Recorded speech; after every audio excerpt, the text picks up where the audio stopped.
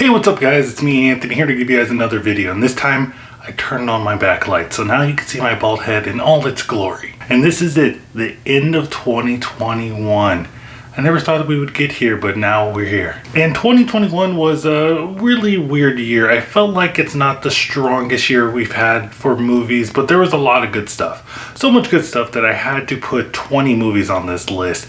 I couldn't just do 10 like everybody else on YouTube. I had to do 20, and trust me, the 20 that I put on here, some of them you're gonna be like, what the heck is your problem? But guess what? It's my list, so I can do whatever I want. And before we get into this list, let me tell you the rules of this list. I can put any movie I want on this list.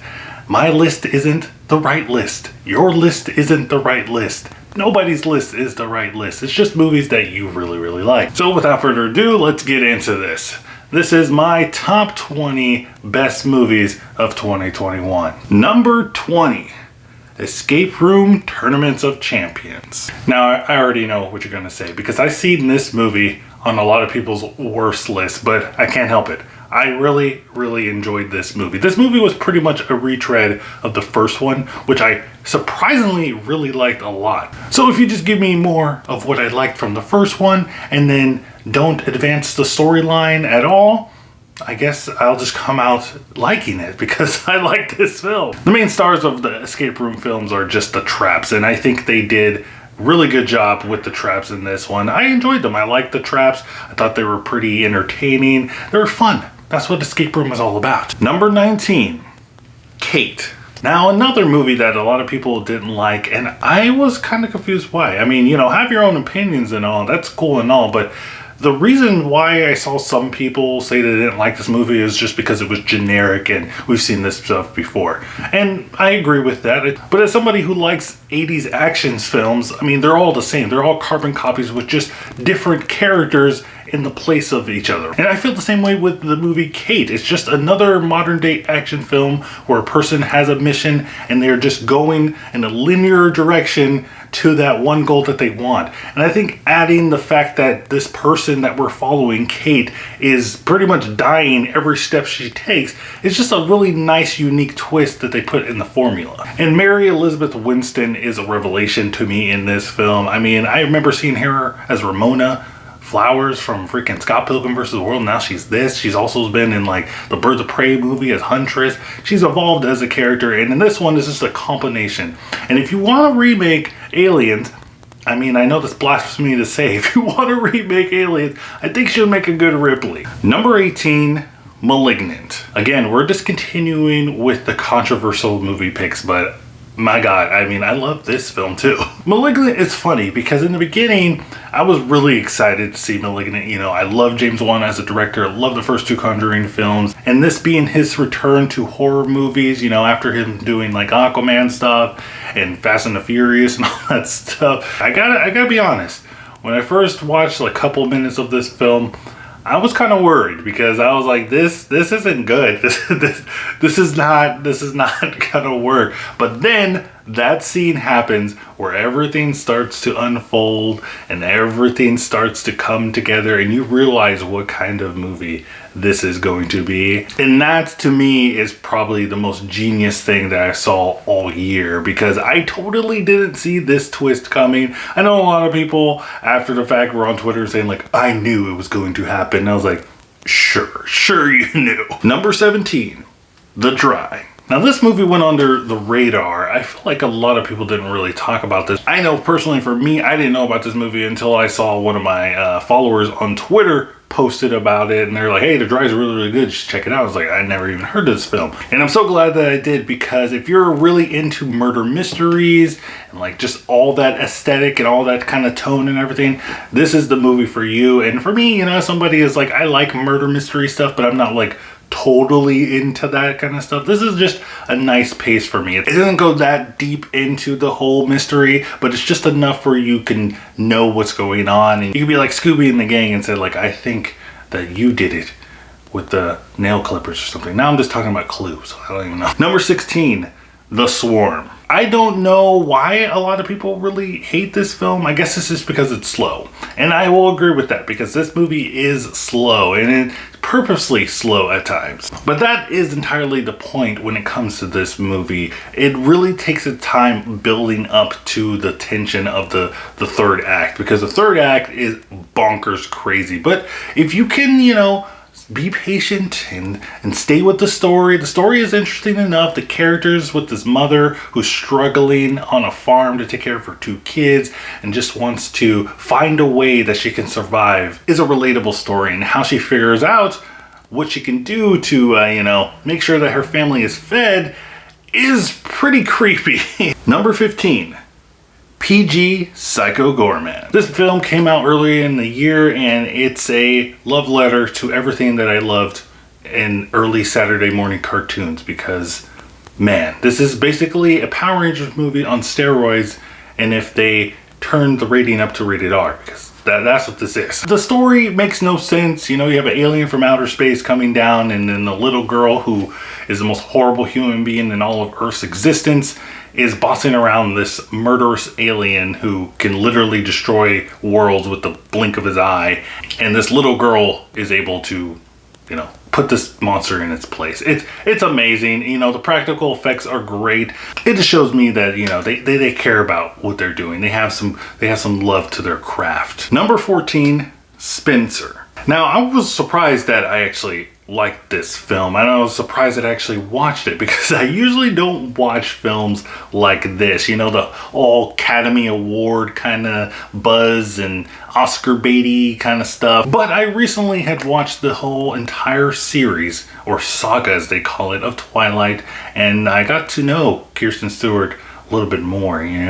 She sucks in that film, but as an actress after that, she's really, really talented in my opinion. And in this role as Princess Diana, wow, I can barely recognize her. I mean, you tell it's her on the face, but just her performance, the way she carries herself in this film, I just totally didn't recognize her in this role. And it's a shame that this movie is marketed as a biopic of Princess Diana, because it's totally not that. This is more fiction than reality, real stuff that happened. This was more like what was possibly going inside the mind of Princess Diana, and how she felt so disconnected to the life of the royals at the time. It's really fascinating. I'm using all these big words and stuff because after watching this film, I was just like, man, this is really, really cool. And you know me, guys. You know me, I'm not really into the whole technical part of film and everything. That's cool and all if you are. That's all cool. But just for me, I'm just a normal person that watches movies, and I was like, hey, is a new Spider-Man movie coming out? Check it out if you are somebody like me who's not really, this isn't kind of your lane of film. Just definitely go outside of your comfort zone and check this one out. Number 13, The Vigil. So this was probably one of the scariest movies that I watched all year. This movie actually came out in 2019. It didn't come over to the States until 2021. And it's scary. I didn't watch it again because I was scared the first time I watched it. I watched it with the lights off the first time, and that was a really, really bad idea. But this movie is scary, and I don't want to hype it up too much because I know some people get sensitive to the hype. They say, if I keep on saying it's really, really scary, they're going to be like, okay, Anthony, I'm expected to be scared. But then these are the same people that watch horror movies 24/7, and they have desensitized themselves. So of course nothing's going to be scary to them. Okay, guys? Number 12. Fear Street Part 2, 1978. What a surprise this year was with the R.L. Stine love. We got the Fear Street trilogy on Netflix, and then on Disney Plus, we had that series kind of like Goosebumps called Just Beyond. That series was really cool. It brought me the Goosebump vibes. And while I enjoyed all of the Fear Street as a whole, I really think you gotta watch those movies back to back to back. But my favorite of the three was, of course, the second film. I just felt like this one was more my speed. I'm not really into slashers that much, other than Ghostface. I mean, Scream 2022, I can't wait for that. But I felt like this one was able to tell the story a little bit more coherently, and the characters in this one weren't as annoying as we had in the first one, because the characters in the first one, oh my god, they were so annoying I couldn't even stand them. Number 11, Cruella. Now, as I said in my review, I I have to eat my words, because I didn't think that Disney was going to be able to pull this off. I didn't think I was going to be able to sympathize with somebody that would later on go and try to kill 99 puppies to make a coat just because. But they did it. And that's mostly in part because of Emma Stone, because she kind of blows it out of the park with her Cruella performance. Glenn Close is still my leading lady. You know, the one I personally resonate as Glenn Close, but that's probably because she's an older version of Cruella, and that's the older version of Cruella. That's the one I see. I think of Glenn Close. But now, you know, maybe younger Cruella, I think of Emma Stone because she did so well. The soundtrack of this film is really good. The cinematography, the story, you know, you get invested in Cruella and all her friends, and the way that they changed like Jasper and Horace, I didn't think I was gonna like that, but I like that. And I'm actually invested and interested to see where Cruella's story goes, how she will end up, you know, because the story that they did of this Cruella, this isn't the Disney, like, you know, 101 Dalmatians Cruella. This isn't the same person, at least I don't think so. So I'm gonna be really interested to see like where her story ends up. Like at the end of her story, how is she going to be? Number 10, Till Death. Yes, that's right. Megan Fox is on the list, and she did a great job. You know, one of my favorite movies of all time is Jennifer's Body, but I kind of feel bad that I like that movie because of all the, you know, reports that came out, and Megan Fox herself saying how she didn't really like the way that she was portrayed in that film, you know, as just a sexual object and stuff. And I totally understand that, but I still like that movie. But I think in this film, this is like the return of Megan Fox. You know, she's making a comeback, and she's saying, you know what, I'm not just a pretty face. I'm a pretty face that can lift a 200-pound plus man and drag him across this giant 2-story house while there's people trying to murder me. If that's not a comeback, then I don't even know what is. Number 9, Herself. Now this is like the first movie that I saw of 2021, actually, I think. And this movie hit pretty hard for me because this movie reminds me of what I was going through when I was growing up. You know, my mom was, or is, a single mom. And, you know, she took care of me and my sister, and me and my sister went through a lot of stuff. You know, we went through being homeless. We went through, like, are we going to eat tomorrow, today, and stuff? And I resonated with the events that were happening in this film. So it was pretty hard for me to watch it sometimes because I was like reliving some traumas and everything. But it was good. I was glad I watched it, and I think it's an important film and a powerful film that a lot of people need to check out if you haven't already. Number 8, The Suicide Squad. Now, I get a lot of crap all the time because I say that I like The Suicide Squad. Yes, I got it on 4K. But even I can say that, you know, that movie's not that good. It's borderline crappy, if you say so. But the thing that I love the most about the 2016 Suicide Squad is the characters, the cast of characters that we got. The story sucked, but the characters is the thing that I fell in love with that film. And I was happy that James Gunn was able to take those characters and take that idea of like the characters come first, then the story next, into this new Suicide Squad film. And I really hope that we get a sequel. You know, James Gunn needs to direct the sequel of Suicide Squad 3, I guess, or is it a reboot? I don't even know. Number 7.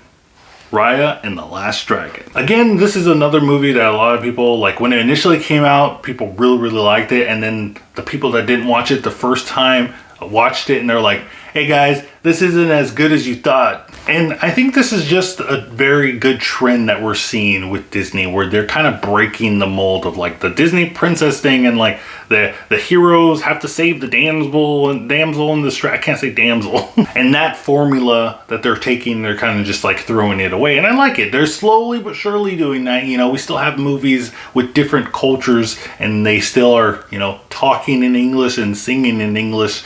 So, you know, that's a little different, but, you know, I'm not going to blame them too much on that because, you know, it's Disney. You know, this is what we expect from Disney, but, you know, it's okay if you want more from them. You know, it doesn't hurt to ask. All you need to know is that this movie rocks. It's great. The fight scenes are cool. The dragon's cool. I need a plush of Sisu right now. I just need it. Number 6, Ghostbusters Afterlife. Another film that is kind of controversial. A lot of people don't really like this film because it's just a whole big old cash grab and they just want nostalgia and they're taking it out of your mind. But those are the same people that say Spider-Man No Way Home is the greatest thing that I've ever seen. But for me, I'm not ashamed to say it, I love the nostalgia. You know, throw the nostalgia into my face. Have you seen my background? If you just have any property that has any name of something on my shelf, then I'm going to watch it, no questions asked. But I didn't think that this movie was going to get me in the feels like it did. I mean, it's pretty much a retread of the first film, and I know that would irritate a lot of people, but for me, you know, I really like the way that they changed it. You know, they switched it up a little bit.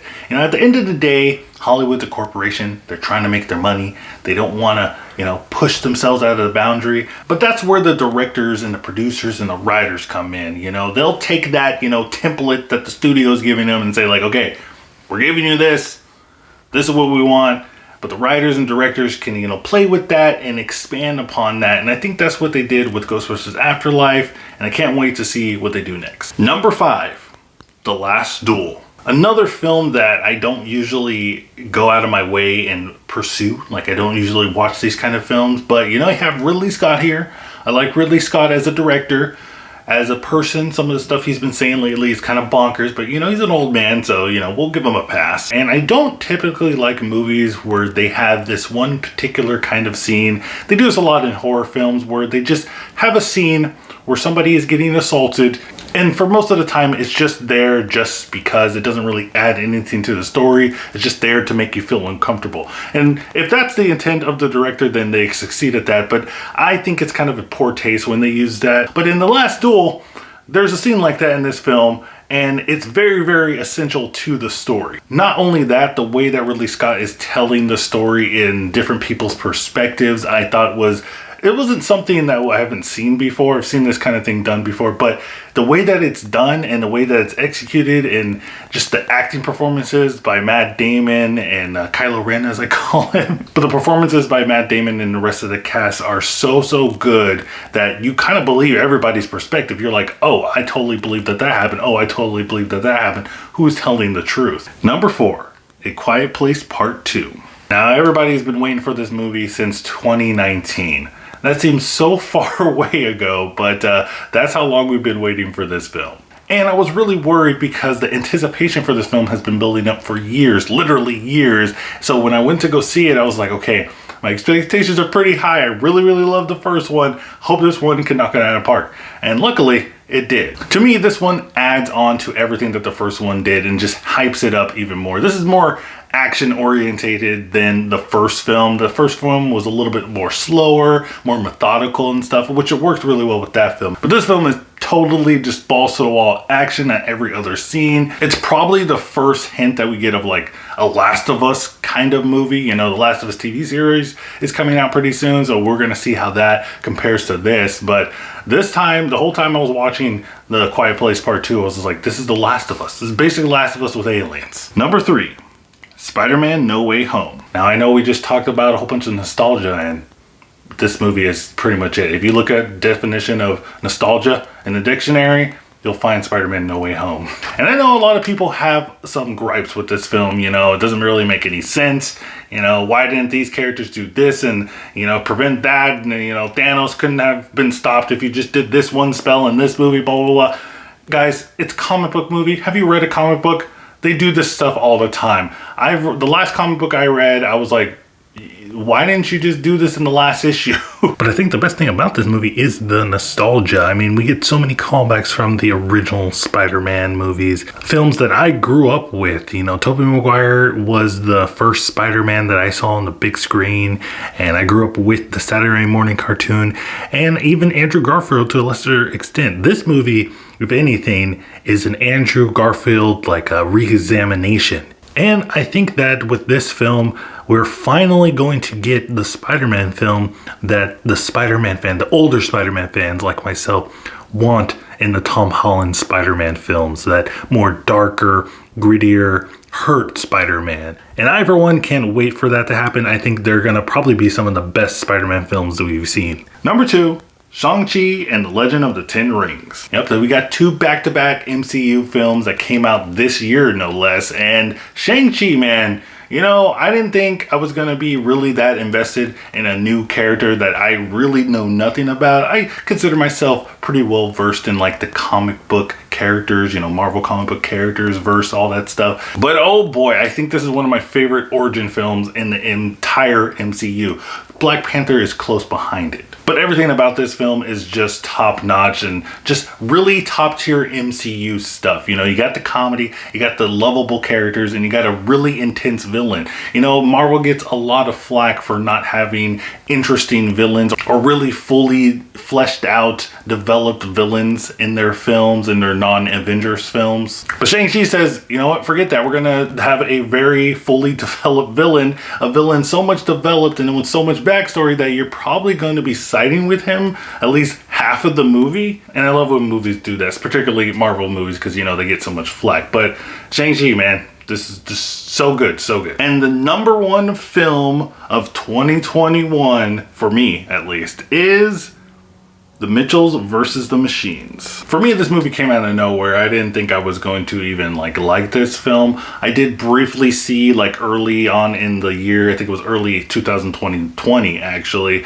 they released like some promo images, and this movie was actually not called The Mitchells versus the Machines. It was called Connected, and it went through some development issues and, you know, production and all that stuff. But then we finally got the final project, and it's my favorite movie of the year. I mean, it has everything that I wanted. It has comedy, has heart, has animation that's really, really good, and it has a random kind of cute animal character that at the end of the film, they show themselves to be God, pretty much. But this movie was so much fun. This is the film that like I feel like you can just show to anybody. Doesn't matter if your grandpa who doesn't really like movies, he's gonna like this. Your mom who is just like grew up in the 80s and just likes 80s stuff, you know, and still has 80s hair, she's gonna like this. Your brother who's like, you know, a snob and thinks he knows everything about movies, you know, and he only watches Academy Awards stuff, you know, he's gonna love this movie. But that is it, guys. That is my top 20 list of my favorite movies of 2021. Well, what a year, guys. Like I said in the beginning, this year was okay for me for movies, but the movies that I did like were really, really good. I really had like fond memories of watching them, enjoyment and all that stuff. But guys, we're at the end, and 2022 is like creeping up on me, and I can't wait for that. I got a lot of stuff for you guys. I got some rankings, I got some directors ranking stuff that I'm going to be doing, some other kind of videos. It's going to be packed. It's going to be cool. I can't wait for it. So if you haven't already, you know, what did they say? You know, like, subscribe, do all that stuff. Hit the like button, comment down below. Let me know what your top 20 or 10 favorite movies of 2021 are in the comments down below. Again, guys, I want to thank you so much for checking out this channel and this video in a whole. We hit 1,000 subscribers this year, and I really, really appreciate it. And I hope for you new people out there, you push the subscribe button. You know, I know I'm not like Chris Stuckman or, you know, Jeremy Johns or any of the other bigger movie YouTube channels, but I think maybe if you see, you know, how I am, I know I don't have like the best quality, I don't have the best setup and everything, but hopefully you can just see how like I'm really passionate about movies. I'm not the smartest person to know about movies and everything, but I just love movies. I love talking about it. I love talking about it with you guys in the comments down below, and also on Twitter. So follow me on Twitter if you haven't already. Also, like and subscribe and do all that stuff. But the most important thing of all, guys, is keep watching movies.